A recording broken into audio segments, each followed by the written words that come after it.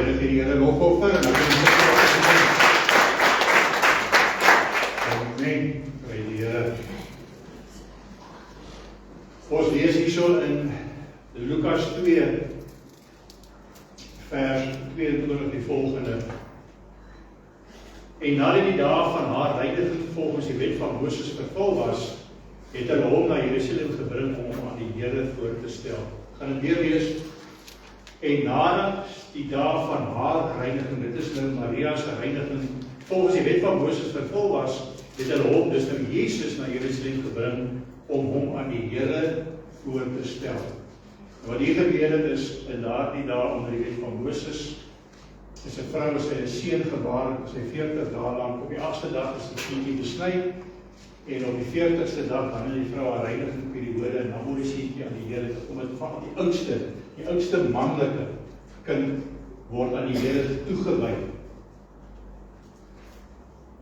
As dit 'n dogtertjie was, dan was dit nou 80 dae gewees, maar sy is dan nie toegewy nie. Maar ons lewe vandag in 'n tyd waar almal aan die Here, eintlik word ons almal, nie die eerstgeborenes. Ons almal is die eerstgeborenes. En dan sê die Here ook in Markus 10 vers 13 tot 16, en hulle die kindertjies na hom gebring, dat hy hulle kon aanraak. En die disippels het die wat hulle gebring het bestraf, maar toe Jesus dit sien, het hy dit baie hulle kwaadlik geneem en vir hulle gesê, laat die kindertjies na my toe kom en verhinder hulle nie, want aan sulkes behoort die koninkryk van God. Voorwaar ek sê vir julle, elkeen wat in die koninkryk van God nie soos 'n kindjie ontvang nie, sal daar nooit ingaan nie. En hy het sy arms om hulle geslaan, sy hande op hulle gelê en hulle geseën. En om daardie rede het ons in hierdie kerk, ek sê baie keer vir die, ek vra vir die glo nie, ek vra vir die, wanneer het die ontmoeting gehad met Jesus? Wanneer het u self of die kinders aan Jesus voorgestel en sê, hier is hulle, ek plaas hulle onder u beskerming, ek beloof om hulle reg groot te maak, om hulle so groot te maak, tot die dag wat hulle keuse maak. Nou, wanneer hulle keuse maak, want hy oud genoeg is, Jesus was 30 jaar oud, toe hy natuurlik gedoop is, maar hy die Levitiese doop ondergaan, wat beteken dat hy nie het gedoop wat hy homself voor God gestel het nie, maar hy het ook, die Levite het hulle priestersambt op ouderdom van 30, kon hulle priesters word, en hy het sy priestersambt ingeneem. Vandaag kan 'n kind op 'n jonger ouderdom, as hy werklik sy hart, hy of sy vir die Here gee, wanneer hy of sy die keuse maak, waar gaan hulle die doop maak. Maar tot dan, kom ons en ons seën, ons wy die kindertjies toe aan die Here. Net soos wat hierdie gewoonte was, ons doen toewyding, maar ons hulle voorstel in gemeente, want hulle word nou deel van die liggaam van Christus. En daarom is dit nou vir my voorreg om vorentoe te roep vir Shanike en Annabel en haar ouma om bietjie hier voor te kom staan.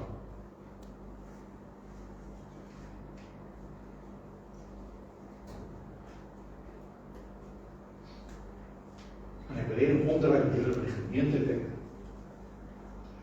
Want ons stel julle voor aan Jesus Christus. Ons stel julle voor aan Jesus, ons stel julle voor aan die gemeente, want julle is in die sorg van hierdie gemeente. Hierdie gemeente, die opdrag, die liggaam van Christus, het 'n opdrag om ook vir julle te kyk. En daarom kom ek en ek seën julle, ek sal vir die naam van die Vader, Seun en Heilige Gees. Ek wil die seën van Jesus oor jou. En al die wonderwerke wat die Here al gedoen het, en ons gaan op die getuienis daarvan hoor. Want die Here het julle reeds aanvaar, het julle reeds aangeneem. En ek wil hê julle moet opstaan, en ek wil hê julle met jou hande uitspring in die kinders. En ek wil hê julle met julle gedagtes en julle harte gebed en mooi woorde toewens tot hulle. Maar ek kom in die naam van die Here Jesus Christus en ek profeteer oor julle goedheid en guns. Ek profeteer dat die engele van die Here gestuur word om julle te beskerm, of julle vassthou, of julle veilig ook vir jou, jou ouma, die sorg wat, die verantwoordelikheid wat jy het oor hulle, om hulle groot te maak. Uiteindelik gaan hulle daai keuse maak, en dit self elke ou sy eie keuse maak. En ek seën julle in die naam van Jesus, en ek bid net alles, dat die Here se engele sal stuur om julle te beskerm, om julle te versorg, en altyd by julle te wees. En ons kom sê, Here Jesus, ons stel dit voor, aan die staan julle weet so. En om dit daarop te kan onthou, en daarom het Elsie so sê, ek kan nie gee wat julle kan doen, ons moet so vir die foto's, die minister reis, ek kan self afgeneem, die Here. Prys die Here. Ek wil julle 'n ander klap. Kom ons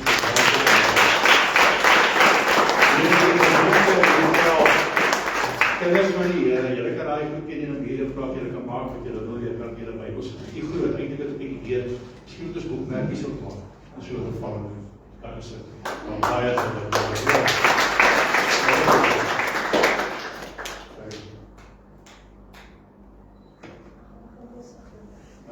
jy mag ook gesit het. Ja, die ek span ons jou gevoel. Ek is so swak. Nou jy sien daai stels as hy daar agter 'n kamera ek nog nie glo maar. Maar bly die Here baie dankie julle. Ja, ons Vader, ek vra dat U bid absolutiseer oor hierdie kindertjies, ook vir elkeen in hierdie gemeente van die Here. Ek vra dat U die woorde sal oopsluit vir my.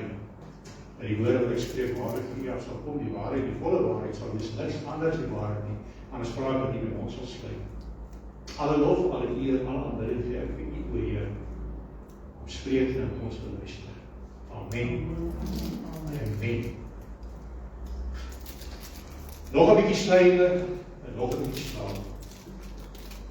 Nog 'n bietjie slyde en nog 'n bietjie slaap. Gisteroggend vroeg het Iran 'n geweldige skok gekry toe hulle gedink dat hulle verwag iets moet gebeur, maar nog nie nou nie. En eweslik word in geval deur Iran, deur Israel en deur die VSA. Nog 'n bietjie slyde, nog 'n bietjie slaap. Ons weet die Here kom, ons weet tye is daar as iedereen wakker word, sien wat gaan aan in die wêreld. Maar ons gaan ons bly uitstel, ons sal nog, ons wil nog. En dan een keer dan stref het jou skielik soos 'n groot onverwaste ding.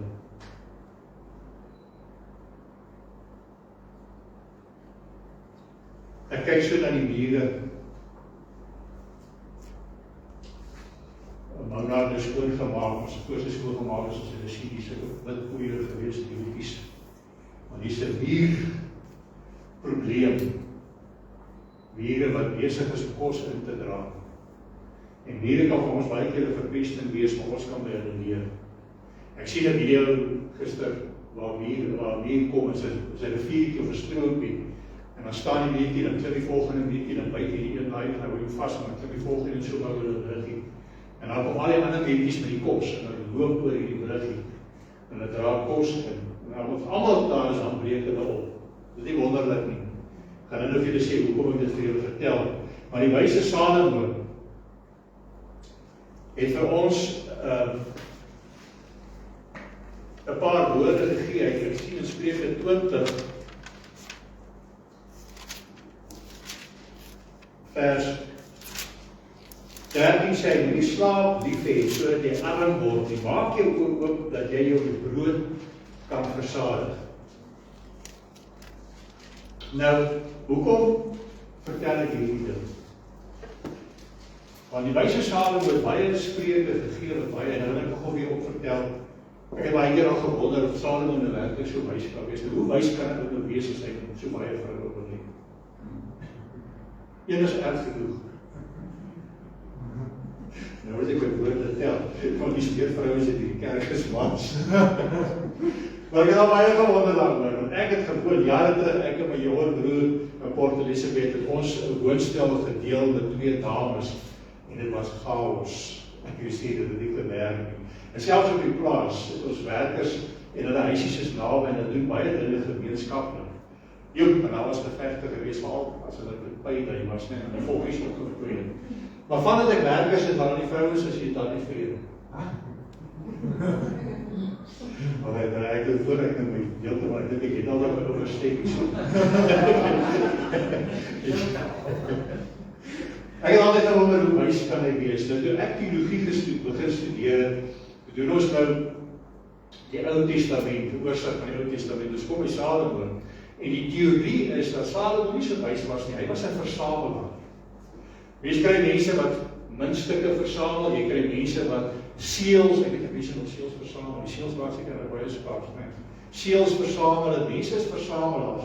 En hulle sê hy was 'n versamelaar van wyshede. Hy het groot denkers en wyshede, die ooste, die suide, die weste, die noorde, dat hy versamel en in 'n bundel gesit. Nou of dit waar is of nie, en of hy self die wysheid van God ontvang het, Hy het dit ontvang. Iewers het hy dit ontvang. Ek het al baie dank aan die Here vir wysheid en vir woord en vir daai dinge. En dan besef ek maar baie van dit kry ek by ander mense. Ek wil nie die eer daar kan nie die Here daarvoor vat nie, maar dan gee ek vir God die eer. Want die Here stuur daai mense op hou se pad. Partykeer kan hy direk in jou hart praat, partykeer praat hy deur ander mense. Jy gaan van die woord en sê, wag 'n bietjie, dit maak van my sin, né? Dis alhoewel daai getuienis van die tannie wat die kos ontvang. Sy het die kos by die ryk man gekry, maar as God het hom voorsien het van weg. Al wou hy dit dalk nie sien, né? Dis hoe dit werk. In elk geval, die wyse Salomo gee vir ons 'n voorbeeld. Ook hier in Spreuke 6, en ek lees vir hier vanaf vers 6 tot en vers 11. En die rede hoekom ek dit wil noem is, want mense het gemaklik geword. Ons het gemaklik geword. Hierdie wyshede het baie te doen. Ons sê ook wat die woord het so Salomo gesê het, as jy die werk nie, dan sal jy die eet nie, jy sal stikkende klere dra. Maar vanoggend se preek het nie te doen met fisiese kos in jou maag nie, dit het te doen met die geestelike. Dit het te doen met wat mense geestelik oorlei geword. Mense geestelik oorlei geword. Ek kyk na foto's, hulle wys foto's van die 70 en die 80 jaar wat in Natal en oral op die strande afgeneem is, ook in die VSA. En mense, kindertjies speel met balle op die strand en alles, en weet jy wat, almal is net so ding. Net so ding. En al is hulle in dieselfde plek, ek nou hierdie jaar, en is allemaal soke ronde boomies, en dis nie die boomies en die tannies nie, dis die kinders ook. Nou, ek wil nou nie kom speel die teen vet nie, want ek self sukkel met dit, by die Here, wat ek gekos het of te eet, dat ek die oorgewig kan wees. Maar die rede is dood eenvoudig, ons het te gemakkelijk geword. Ons het eenvoudig net te gemakkelijk geword. Alles, ons lewe in 'n kunswerk. Nou moet nie dink dit is gemorskos nie. Toe ek so 'n laaitjie was daar ook net Kentucky Fried Chicken en al daai goede en burgers en al daai goed. Maar jy het in jou kar geklim en jy het gery, en jy het uit die kar by die winkel geklim en jy het in 'n tou gaan staan en jy het gewag vir die kos en jy het huis toe gegaan vir dit. Ek weet nie of julle die dae op Parijs, dis nie sulke klop mense soos ek. Wat kan onthou die Roudel se sê. Inry teaters waar hulle gekom het, maar jy dat jy so skilbord wat so die kar se venster inhaak en bring hulle vir die kos en al daai goed, né? Ons het nog uitgegaan om bietjie te gaan TV kyk en dinge te gaan doen, maar in elk geval, maar vandag, ry jy sit in jou kar, jy ry in die drive-thru en alles, jy sit in die kar, jy klim nie eens uit nie. Of jy gaan nie eens van die huis af weg nie. Nee, jy klim op die voor, jy bel vir Ria en sê moet die dinge. Nee, en dan raak ons lekker rond. Want ons sit by die huis, alles, dit word gedeliver, ons eet en al die goede. Ons het lui geword, die mense het lui geword. En dis hoekom Salomo sê, gaan na die muur en word wys. Gaan na die muur en word wys. En dis hoekom ons geestelik ook lui geword, om die Here te dien. Ons dink om te glo hierso is genoeg. En jy wil oor die woord, gaan 'n bietjie na die woordeboek en gaan kyk na die woord dien, wat dit beteken. Dien beteken wat? Om iets te doen. Jy kan die genade van die Here kan jy nie verdien, maar omdat jy dit ontvang het, is jy in diens van hom. Dis hoekom sy broer Jakobus sê, die bose geeste glo ook. En hulle sit hulle weer van angs hoekom, want hulle dien die Here. Hulle dien die Here. Is ons nog in diens van die Here? Is ons nog gemotiveerd om die Here te dien, of het ons so gemakkelijk geword nie? Ons staan nou hier uit op Facebook en op YouTube. En die rede hoekom ons dit doen is vir hulle wat regtig nie by kerke kan wees, die wat regtig nie kan wees. Ongelukkig is daar te veel mense wat sê, ag, dit is makliker om nog so 'n bietjie te swym en nog 'n bietjie te slaap. Ek sal nog die diens kyk agterna. Ongelukkig, ek praat nie dat nie, ek weet as mense wat regtig nie kan wees nie, omstandighede.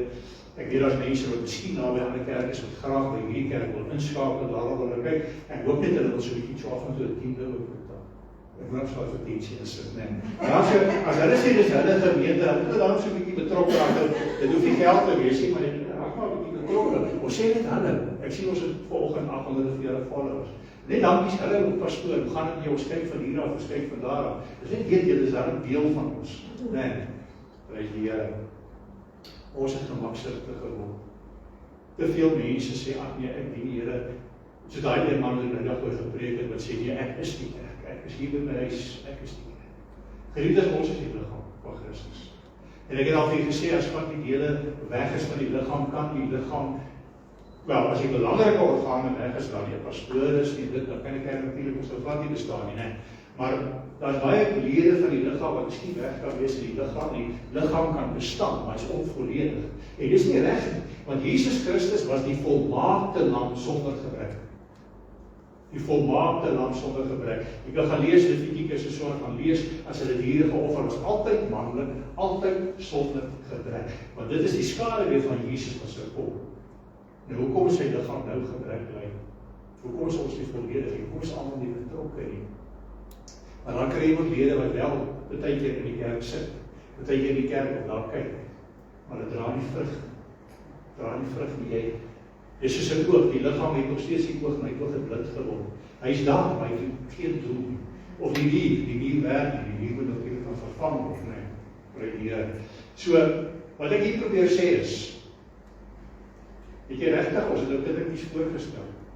Ons het hulle aan die Here voorgestel. Ek loop baie mense raak.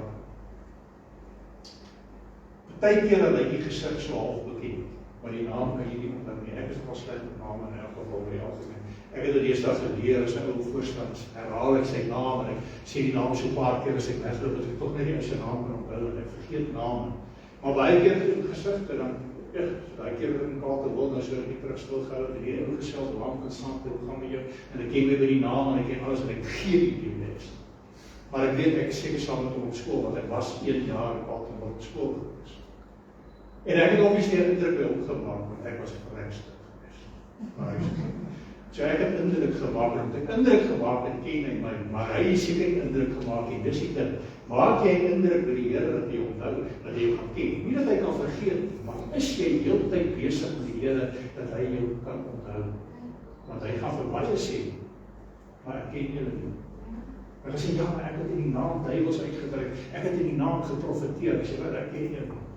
Jou naam is nie op my boekie. Ek kan nie onthou dat ons ontmoet het nie. Ons stel dat die kindertjies voor aan die Here. Hulle is onder sy beskerming, om ons beskerm. Maar daar kom 'n dag wat hulle self moet bekend stel aan die Here. Sê hier is hy. En dan gaan hulle deur die loopwater, maar dit help nie, jy gaan neer en jy raak weer weg. Jy moet heeltyd besig wees, nie met die dinge van die Here nie, met die Here van die dinge. Is ons nog besig met die Here? Ek wil vir julle sê, ons is in die laaste dae. Ons is regtig daar. Of dit, ons het verlede gesê, die Here sê, as ek kom om te skep, dan skep ek daar wat ek ken. Daai wie se naam in die boek van getuienis geskryf is. Die boek van herinnering. Dan kom skep ek. En daai skep kan kom wanneer die reggeraak kan kom en daai skep kan kom wanneer jy sterf. Jy kan hier uitgaan en die stref jou. Net soos baie mense gisteroggend gedink het hulle word wakker, hulle wakker. Ek hoop in die hemel, maar ek weet nie of almal wakker geword. Leer by die muur, sê Salomo. Ek lees gou vir u vanaf vers 6 hier in Spreuke 6. Gaan na die muur, luiaard, kyk na sy weë en word wys. Hy wat geen aanvoerder, opsigter of heerser het nie, maak sy brood klaar in die somer, berg sy voedsel weg in die woestyn. Hoe lank, luiaard, sal jy bly lê? Wanneer sal jy opstaan en jou slaap? Nog 'n bietjie slaap, nog 'n bietjie sluimer, nog 'n bietjie hande vou om in uit te rus. So kom dan jou armoede soos 'n rondloper en jou gebrek soos 'n gewapende man. Hy lees die waarheid oor die algemeen in die lewe, maar dit is ook die waarheid as dit kom by ons verhouding met die Here. 'n verhouding verg werk. Glo vir my, dit verg werk. In die eerste plek is daar nie 'n ware verhouding as daar nie ontmoeting was. Ek het 'n boetie gehad, ek het nog steeds my jongste boetie, hy het geweldig aan dysleksie gelei, en daardie jaar was dysleksie nog verskriklik misverstaan. En as gevolg in sy probleem was om te lees en te skryf. En sy manier om dit oorkom, is, ek weet nie, daai jaar was dit nogal populêr geweest om penvriende te hê. Jy skryf vir penvriende en hulle skryf vir jou briewe en seker goed. Ek weet die troepies daai tyd baie van die vrouens meisies het vir die troepies geskryf. Hulle het nie noodwendig jy geken of 'n verhouding met gehad, maar hulle het briewe geskryf. En hulle het nogal baie waardeer. Maar jy ken nooit daai persoon nie. Jy dink jy ken hom nooit. Ek sien eers dat die mense dink hulle kan verhoudings hê op Facebook en dit is op YouTube of wat ook al, op wat sit op TikTok en al die goed wat julle doen. tot jy die persoon regtig ontmoet. Partykeer is dit sommer aan 'n ou of jou is dit nie waarskynlik nie, nee. Dan moet 'n ontmoeting wees om mekaar te ken. Maar dan moet ook gewerk word in 'n verhouding om daai verhouding te laat werk. En net soos die verhouding met Jesus is iets waar jy werk. Mense kan 40, 50 jaar lang getroud bly en sê ja, dit is sonde om te skei en daarop bly ons maar tot ons eendag dood gaan bly ons getroud. Maar ons het nooit 'n verhouding gehad nie, ons het nooit 'n regte huwelik gehad nie. Ons is eintlik maar net huismaats gewees. 'n Verhouding van werk en skoolwerk en aan die nou dat besluit het gesê ons is baie gelukkig getroud, maar ons kerkmense en familie en al daai goed, ons het nooit regtig tyd nie, ons maak 'n aand 'n week wat ons tyd uit is. Dat ons nou bietjie net met mekaar gesels wat al die ander goed uitgesluit word. Dis nodig. Net soos dit nodig vir Jesus Christus. Jy moet 'n afspraak hê. Jy moet tyd maak met hom en niks moet in die plek daarvan kom. Jy sit jou foon af. Party mense lees Bybel. Agterna weet nie eens wat hulle gelees het, maar hulle getroos uit die Bybel gelees. Of hulle sê gebedjies op. En dit word sulke rytjies wat hulle elke keer herhaal. Is jy regtig 'n gesprek met die Here? So daai keer wat ek die getuienis gehoor het, die profesie wat hy na my toe gekom het en gesê die Here, hy sien 'n koppie koffie, hy sien in die geestesoog 'n koppie koffie en die Here sê vir my mis die dame, want Frans van die Here saam gesit met koffie drink en dit was so spot on, maar daar was 'n tyd gewees dat ek elke oggend hier by 6:00 het 'n ontmoeting met die Here gehad, wat ek is in die koffie gesit het en ek het nog gesels soos 'n vriend. Dis so 'n mense verhouding. So leer jy ook ken, en hy gaan al hoe meer en meer homself aan jou openbaar, maar so leer hy jou ook ken. En die dag as jy jou kom ken, is nie, man, ek ken jou ons. Ek het ons 'n verhouding met jou, jy is ons deel van die liggaam van Christus. En jy is 'n werkende deel, nie een wat 'n funksie verrig. Nie almal het die groot, belangrike funksies nie, maar elkeen het die funksie in die liggaam van Here, en hy sal homself openbaar aan jou. Hy beloof dit in Jeremia 31, en hy weer so antwoord herhaal. Hy sê, wanneer ek my nuwe verbond gee, gee ek my wet in julle harte. En die wet waarvan hy praat is sy wil. En weet jy wat, sy boodskap vir jou en sy boodskap vir jou gaan dalk verskillend wees. Want vir elkeen het jy sy opdrag. En dit beteken nie dat sulke groot dinge wees nie. Beteken dit wees nie gehoorsaam. Wees nie gehoorsaam, sê hy vir jou sê. As ek vir jou gesê, dat die lig skyn oor daardie ding, waar hy lig skyn. As ek sê, gaan praat 'n bietjie met daai ou, gaan praat met daai ou. Dus jy toon net 'n bietjie liefde vir haar, toon 'n bietjie liefde vir haar. Nee, die Here bring dit op die pad, daar's dit. Ja, die Here het nou iets op afpad opgedeel of verwagstel. Die oomblik, ek wil nie haar getuienis steel nie, sy gaan haar getuienis self doen op die regte tyd. Maar 'n tyd wat sy gekom het en gesê ek het daai vreugde, ek weet nie waar sy vreugde hier het gesê, die Here gaan vir jou vreugde bring. En daar gaan die Here en hy stuur van die dogter en sy sê, daar's vir jou dit al. En dis 'n voorbeeld, ek gebruik as 'n voorbeeld, ek wil nie graag mense uitlig nie. Ons kan ons maar getuienis hê, is ook nie so nie. Gaan na die muur. Gaan na die muur. Wat leer ons uit die muur? Eerstens het hierdie mure geen motivering nodig. Hy het nie 'n baas of 'n opsiener. Jy het al agtergekom.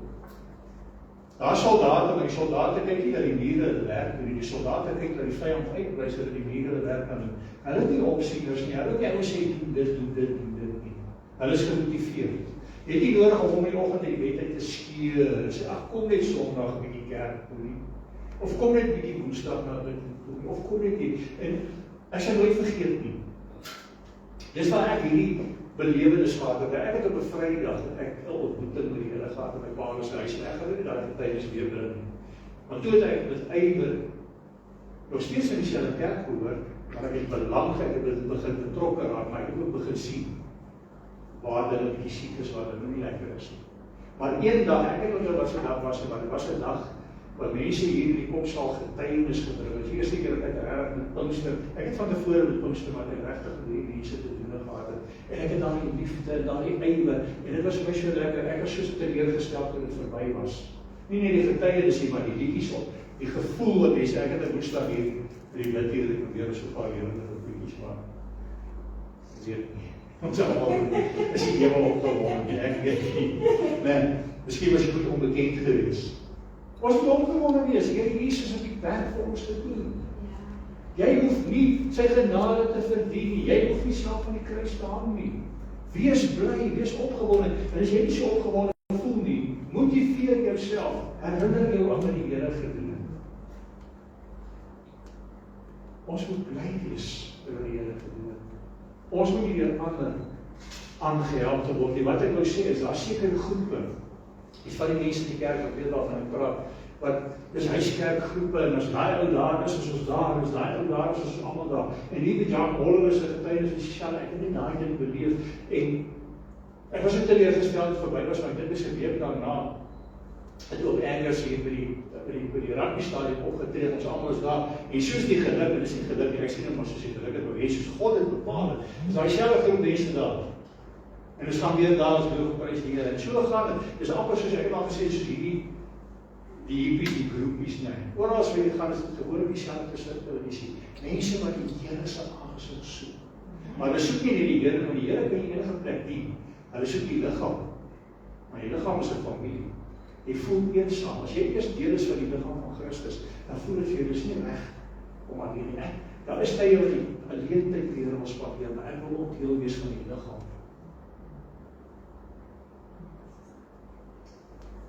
Die leer het nie aanvoerder nodig, ek doen dit op sy eie.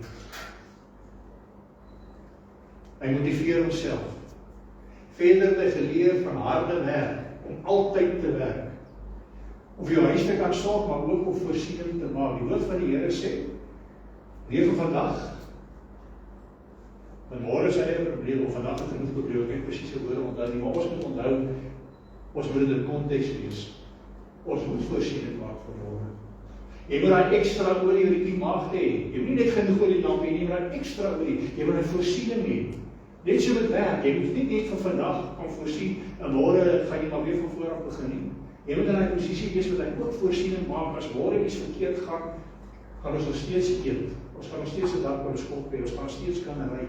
Voorsien. Mense lewe so van dag tot dag, maand tot maand, paycheck tot paycheck. En dis dieselfde met die Here. Ons lewe van Sondag tot Sondag. Party, nie is almal nie.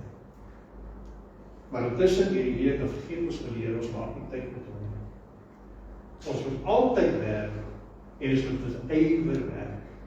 Want as jy ywerig werk, is jy produktief. Jy kan verskriklik besig wees, en glad nie produktief wees. Jy het geweet. Ja, jy weet van mense wat verskriklik besig is, maar dit is nooit produktief. Dat die iets wat hulle kan wys, wat hulle gedoen het, nie. Om produktief te wees, beteken om vrug te dra. Wat het die Here gedoen met die boom, wat die vrug gedra het, die manier? Met die vye boom. Hy het hom vervloek, en hy het gedroog en hy het dood gegaan. Ons moet ywerig wees. Vele leer ons dat jy moet pas op vir luiheid, want luiheid bring armoede, terwyl ywer sekuriteit bring. Nou, luiheid bring armoede. Jy kry die twee pas, en ywer bring sekuriteit. Ek het nou wenig rykdom nie, maar dit bring sekuriteit. Die een pa, of hy werk glad nie, en sy kinders kry vreeslik swaar in sy huis, of hy sleep hierdie werk, maar hy haat sy werk, en dis iets verskrikliks om te werk, maar ek moet tog nou maar net, en ons moet eet. Solang ek net genoeg kos het, of vandag vrou eet ek by die huis te gaan sit, en ek kom by die huis aan, en die kinders het op die pla, en hy is moeg gewerk, hy het hulle vreeslike things gedoen, en hy sit daar voor die TV, niemand op aan, en drink sy bier of 2 of 3, wat hy eintlik nie kan bekostig nie, en dan gaan hy in 'n dronke slaap. Maar dan kry jy die pa, wat omgee vir sy vrou en sy kinders. En of hy dit van sy werk hou of nie, hy doen dit met ywer. Hy doen dit met 'n doel. En daardie doel is dat ek vanmiddag by die huis kan kom. En dat ek my vrou nie kan groet met 'n soen, en sy is bly om my te sien, en my kindertjies is bly om my te sien, en ek gaan speel 'n bietjie bal by die sien, ek is nie te moeg vir hulle nie, want ek is lief vir hulle. En dan gaan eet ons, en dan bad ons, en hy gaan slaap, soos 'n baba, want môre gaan hy aan, en tussen dat hy troos as iets môre gebeur, is daar darm 'n paar rand die man. As darm 'n paar rand die man, dat as iets gebeur, kan ek aangaan. En dis ook die Here Jesus die getuie of die gelykenis vertel van die 10 maagde. Want party is ywerig en die ander is lui. Party doen maar net daai minimum, terwyl ander ywerig is, want hulle beplan, hulle weet, die Here kom soos 'n dief in die nag. Hy sê, ons weet nie wat dit gebeur nie. Ek gaan graag vir jou lees hierso, en dan gaan ek vir jou mooi verduidelik. Die verhaal van van die 10 maagde, Matteus 25. Here Jesus sê, dan sal die koninkryk van die hemele wees soos 10 maagde wat hulle lampe geneem en uitgegaan het om die bruidegom te ontmoet. Nou wat wonderlik is, hy gebruik die voorbeeld van 10 maagde. Met ander woorde, hulle almal het die voorkoms van reinheid. Hulle almal het die voorkoms dat alles reg is. Daar is so baie mense wat die voorkoms het van Christendom en godsaligheid en al daai goed, maar hulle doen absoluut daai weer minimum. Hulle het nie verhouding met die Here nie. Hy is maar net 'n troos. Hy is maar net daai as dinge verkeerd gaan ag, dan kan ek daarom nog ewig lewe, nee. Maar dit is nie my lewe nie. Dis iemand met wie ek 'n verhouding het. Dis iemand met wie ek moeite doen. Almal, maar jy sê 5 van hulle was verstandig en 5 dwaas. Ek wil eintlik, ons mag nie die Bybel verander nie, maar ek wil eintlik die insit te sê 5 van hulle was ywerig en 5 was lui. Sê hy so vers 3, en toe die wat lui was hulle lampe neem, het hulle geen olie met hulle saamgeneem nie. Maar die ywerig het olie in hulle kanne saam met hulle lampe geneem. En terwyl die bruidegom talm om te kom, het hulle almal vaak geword en aan die slaap geraak. Wat ek verlede jaar gesien het, ek het al baie gesê.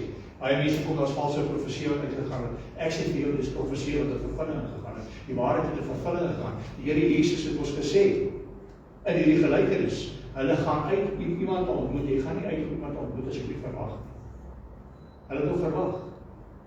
Maar toe talm kom, iets het voorgeval. En dis wat die Here eintlik sê. Hy sê jy gaan die dag hier nie omdat jy nie geweet het wat in die profesie uitgaan nie, maar die werklikheid gaan jy nie weet nie. En jy gaan nie weet wanneer is middernag nie. Nee. Gisteroggend vroeg in daai Israel en Amerika van Iran aanval, was dit vir die oggend vroeg by hulle, maar iewers in die wêreld was dit middernag. En dis dieselfde wat in die seun van die mens kom om ons te kom maak. Iewers gaan dit middernag, dus jy gaan nie weet wanneer en waar nie. Is jy gereed? Is jy verstandig genoeg? Is jy ywerig genoeg om te sê ek raai ekstra? Ek wil hierdie verhouding, want elke keer as jy verhouding met die Here het, dit wat jy doen, dit wat die Here vir jou gee om te doen, daardeur kry jy ekstra olie. Nou gaan baie mense sê, maar al die maagde het in die slaap geraak. Ja, hulle het almal in die slaap geraak, maar dit is soos daai man wat ek julle vertel het, wat ywerig werk. Hy kan heerlik gaan slaap, hoekom? Want hy weet, dit is reg, daar's 'n paar rand in die bank. Hy weet ek het 'n werk, hy weet ek het sekuriteit, want my ywerigheid en my doelgerigtheid gee vir my toewyding gee vir my wat? Gee vir my sekuriteit. En ek gaan vir sê, hulle bid verskillende dinge. Daai een dronkaard, of hy lei is aan dronkaard, wat hy ook al is, maar daai ou wat sy verhouding nie reg is, daai ou wat hierdie lewe nie gesleer word, en hy's lei van alles, hy bid vanaand, ag Here vergewe my sondes, dat ek tog nie iets oorkom as hy ons ophaal nie, dat ek tog ook maar net gered is, en dan gaan slaap hy. Daar het hy oor vir sy gesin werk. Hy gaan sê, nee, hy sê dankie vir die werk wat ek het. Dankie vir my gesin, dankie vir my vrou, dankie vir die sekuriteit, dankie vir alles wat vir ons doen. Soos broer Janie middag gesê, ons moet dit minder vra ons om meer dan dankie sê ons gebeur. Dis wat hy doen. En hy slaap rustig, want hy weet, die saak is reg in die bank. Hy weet sy saak is reg in die werk. Die baas is tevrede, want hy is ywerig. En net soos ons wat ywerig met die Here besig is, kan met vreugde gaan slaap. Ons kan rustig wees. Ons kan sê die Here kom sy nie van die nag en maak nie saak. Want ek het ekstra olie. En middernag vers 6 was daar 'n geroep. Daar kom die bruidegom. Gaan uit hom tegemoet. Toe staan al daai maagde op en maak hulle lampe gereed. En die wat dwaas was, die luiers, sê aan die verstandiges, die ywerig gee vir ons van julle olie, want ons lampe gaan uit. Maar die verstandiges antwoord en sê, u sal daar nie genoeg wees vir ons en vir julle nie, maar gaan liewer na die verkopers en koop vir julle self. En dan onderwyl hulle gaan koop om te koop, het die bruidegom gekom. En die wat gereed was, het saam met hom ingegaan na die bruilof, en die deur is gesluit. Later, toe kom die ander maagde ook en sê, meneer, maak ons oop. Maar hy antwoord en sê, voorwaar, ek sê vir julle, ek ken julle nie. Ek ken julle nie. Julle het self nie aan my bekend gemaak nie. Julle het nie 'n indruk gemaak dat ek julle moet onthou nie. Waak dan, omdat julle die dag en die uur nie weet waarop die seun van die mens kom nie. En wat ons hier sal leer in die maagde is eerstens dat sonder voorbereiding, of sonder om jou elke dag gereed te maak vir die koms van die Here, het jy geen extraordinary, van uitstel op afstel. Uitstel en uitstel en uitstel. Tot op die dag, wat die Here skryf agterkom, en nou het ek 'n probleem. Die simboliek is die uiterlike voorkoms van geloof, en nou gesê, die Here praat van maagde, maar is sonder ware volgehoue en passievolle geestelike gereedheid. Ekskuus, nou gepraat van sin. Maar ek probeer ons 'n bietjie lewendig in die sin. Maar ek het baie oor hierdie ding ook gewonder.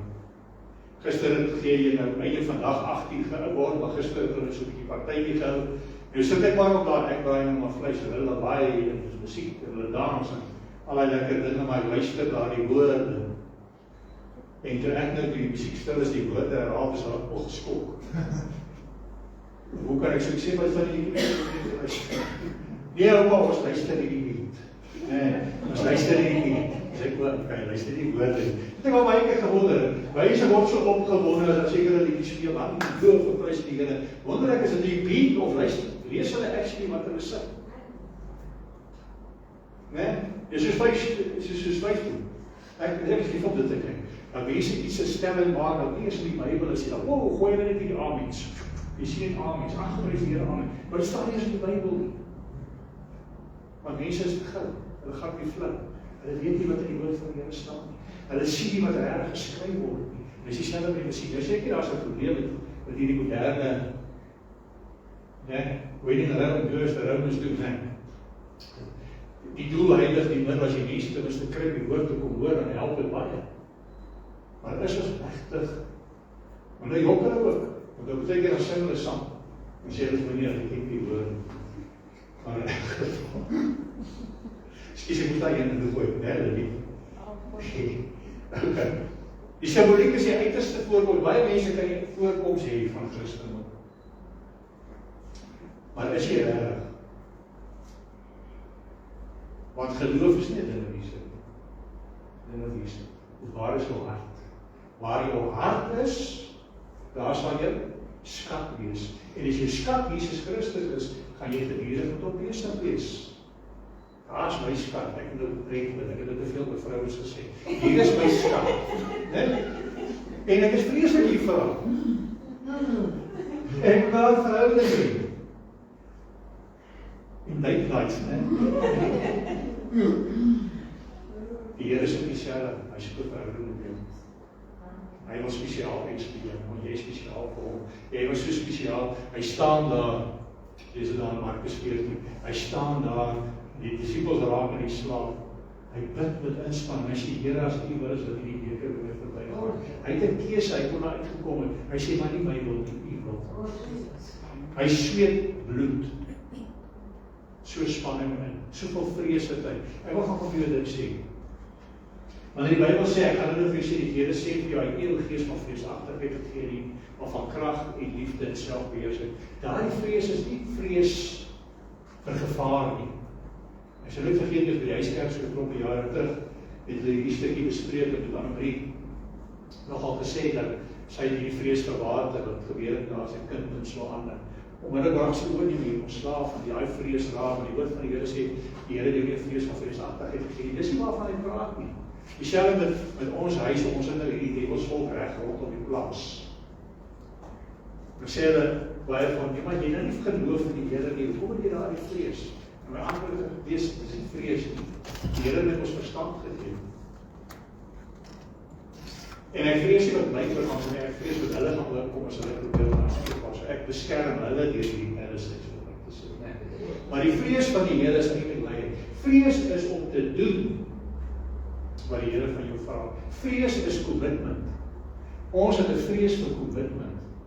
Ek wil nie committed wees, ek wil nie deel, ek wil net opdaag, 'n bietjie luister, 'n bietjie dans of sing of wat ook al die geval maar mense huis toe gaan. Ek wil nie committed wees nie. Dis hoekom mense ook so moeilik trou, veral mans. Ek self het maar oor tyd gekom. Jy is committed in die verhouding, maar daar's altyd daai deurtjie ek kan nie, né? Nou moet jy nou trou, dan kom jy in daai posisie van jy daai vrees vir commitment. Maar as hy verhouding dit werk is, Gaan jy nie daai vrees hê nie.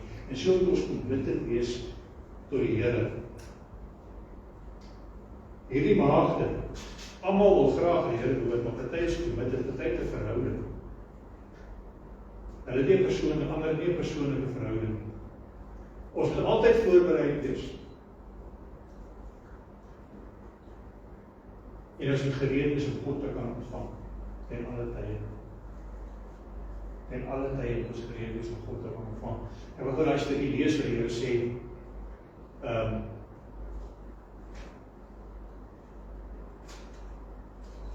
Dis 2 Timoteus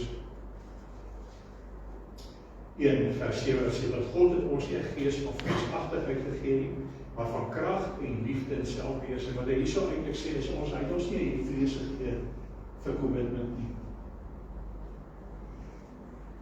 Van krag. Die krag om te kan doen wat hy van jou verwag. Die liefde, gaan lees wat die liefde is, die vrug van die Gees. As jy lief is vir die Here, dan wil jy committed wees. En selfbeheersing beteken natuurlik gaan twee kante toe. Aan die een kant jouself te beheer om die sonde te oorwin. Die Here op die eerste dag, op die 8ste dag, die dag na die Sabbatdag het hy opgestaan uit die dood, 7 weke daarna, weer eens op die eerste dag van die week. Die eerste dag, die Sondag, dis hoe ons Sondag kerk hou. Nie wat hierdie Sabbatshouers vir jou vertel nie, hulle praat ons as hulle weet nie waarvan hulle praat. Die eerste dag is 'n nuwe begin. Dis hoekom seuns op die 8ste dag besny is 'n nuwe begin. Ons het 'n nuwe begin. Ons sondes het Jesus op hom geneem. Sy bloed, ons kan nou die nagmaal vier. Sy bloed het ons skoon gewas. Vroeër was dit die manlike diere, né? Sonder gebrek was dit bloed die sondes bedek. Maar dit was tyd dat hy gekom om dit kom wegneem. Maar hy het nie kom wegneem want jy nou maar weer met die skoonboekie weer kan begin en dat die sonnetjies dis. Hy het gekom en gesê, jy moet daai selfbeheersing en sê ek wil dit oorwin. En met die Heilige Gees en die krag van die Heilige Gees gaan jy dit oorwin. Jy gaan foute maak en dan kan jy vir die Here elke keer vergifnis vra, dit is so. Maar omdat jy lief is, net so ek nie graag en ek wat maak met jy foute wat maar gesit minder vriende bly. So wanneer ek nie dalk die verkeerde preek op 'n Sondagoggend wat geval maak weet. Maar sy vergewe my weer, né? En dit maak nie weer dan die fout. En as jy self met die Here Jesus Christus, jy gaan met die lief is vir hom, gaan jy hom wil gelukkig maak. Omdat jy lief is vir hom, gaan jy hom wil behaag. En jy gaan meer en meer doen wat hom behaag en minder as gevolg van selfbeheersing. Selfbeheersing is ook daardie ding wat vir my vanmôre sê, ag ek is moeg, maar ek moet maar opstaan. Ek moet tyd maak, ek wil tyd maak vir die Here. Baie mense wat sê ek het nie tyd en as jy nie jy het tyd, dis nie die prioriteit nie. Die Here is nie jou prioriteit. As dit ek van mense wat hulle lewe lang, ek het nou gepraat van die pappa. Ek weet van ander pappas wat hulle doen, né? Ek weet van mense wat verskriklik werk om hulle medies te betaal, maar ek weet hulle die vreeslike medies nodig omdat hulle so hard werk, omdat hulle depressie ly. En hulle leef nie bestaan. En jy kan nie net vir Jesus bestaan, jy moet lewe vir. Jy moet lewe vir die verhoudings in jou lewe. En daarom het jy daardie selfbeheersing gegee. Voordat ek die nagmaal wil bedien, wil ek vir julle sê die Here is goed. Die Here is goed, die groot getuienis in die kerk. Die Here werk nog steeds. Die Here het nie opgehou werk. Amen. Julle is stil, julle praat ek nonsens. Ek het al vir die Here gesê ek moet stil maak as ek nonsens praat. Die Here werk nog steeds. Die Here is nie 'n verhaaltjie in 'n boek nie. Hy werk vandag nog wonderwerk gebeur. Ek weet daar van getuienis se volgende week kom, maar ek gaan sommer vir Celia vra. Sê nie gou uitkom of wil jy nie daar staan? Jy kan maar uitkom. Jy hoef nie my praat baie staan. Die wonderlike getuienis oor die Here nog steeds werk.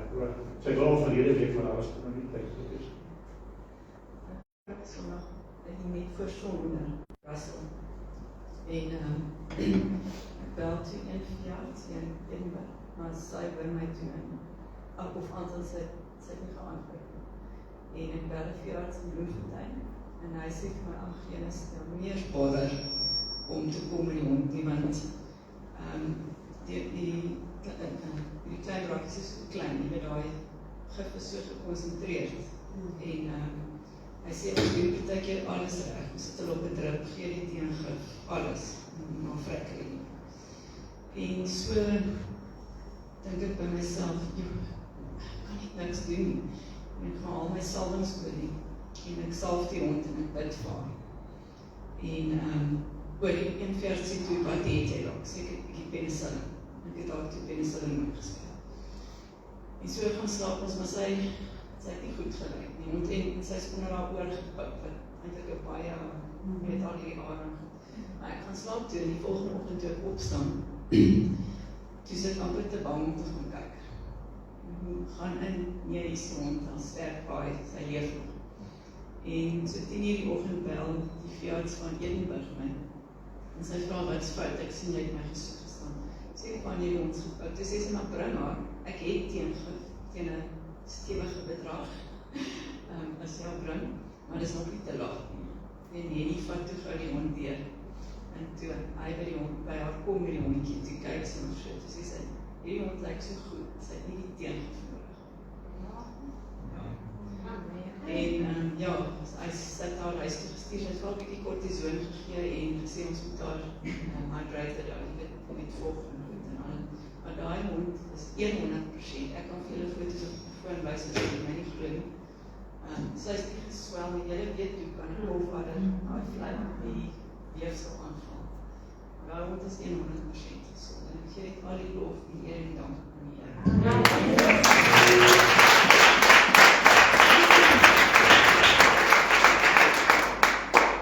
Cecilia, ek glo jy het dit gehoor, as jy het nie gehoor, is die basiese kof van die hondjie gepik, gebyt.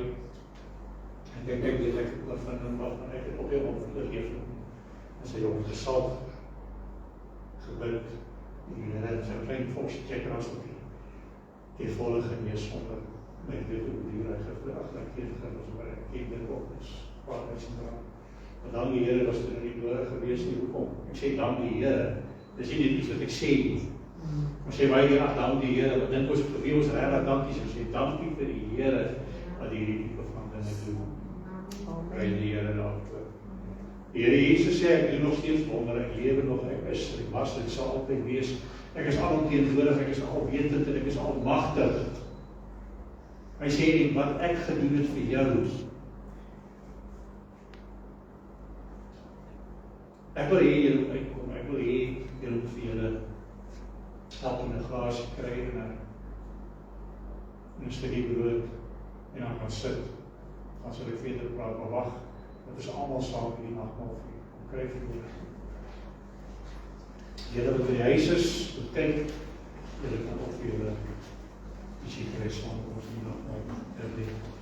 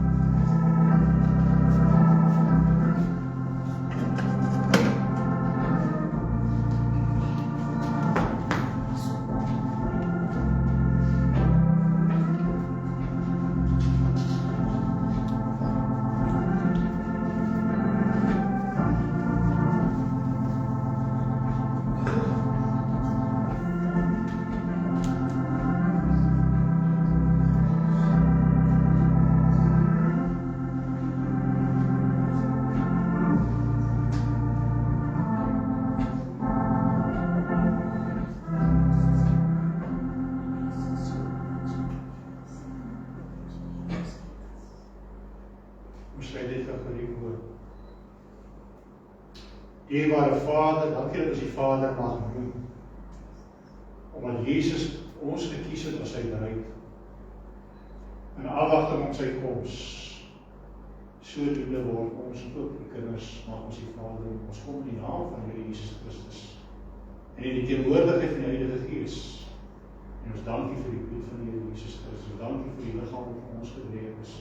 Sodat ons nie self hoef te betaal vir ons skuld nie. Ons bid, Here, dat U die voedsel sal seën ons nou neem. Ons dankie daarvoor, ons seën jou aan vir die voorbereiding daarvan gewerk het. En ons bid dat U ook dan verheerlik sal word in hierdie gebruik vanmôre. Amen. Amen. Die Here Jesus, terwyl hulle eet, ons lees in Markus 14 vers 22. En terwyl hulle eet, neem Jesus brood en nadat hy gedank het, breek hy dit en hy gee dit aan hulle sê: neem, eet. Dit is my liggaam. Neem, eet. Dit is my liggaam.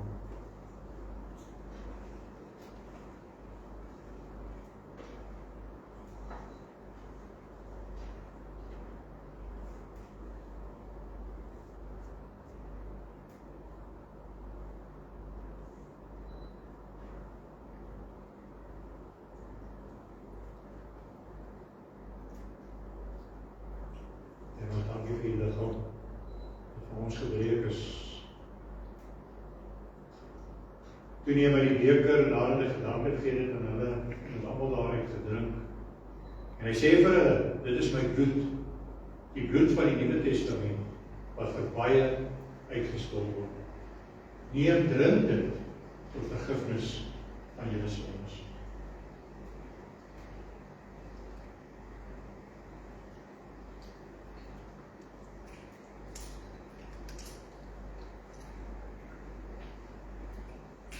Die Here Jesus sê, hy sluit af, hy sê: voorwaar ek sê vir julle, ek sal nooit meer van die vrug van die wynstok drink nie, tot op daardie dag wanneer ek dit nie sal drink in die koninkryk van God. Die ander evangelie sê, tot ek dit saam met julle sal drink in die koninkryk van God. Here, ons dankie, ons het hierdie afwagting vir daardie wonderlike maaltyd wat ons saam met U sal hê, wat U kom skep het. En my gebed dat elke keer wat hierdie woord van môre hoor, deel van daai skep sal wees. Of U dan ook nog verheerlik. In Jesus naam. Amen. Amen. Goeie dag, kijkers, YouTube kijkers.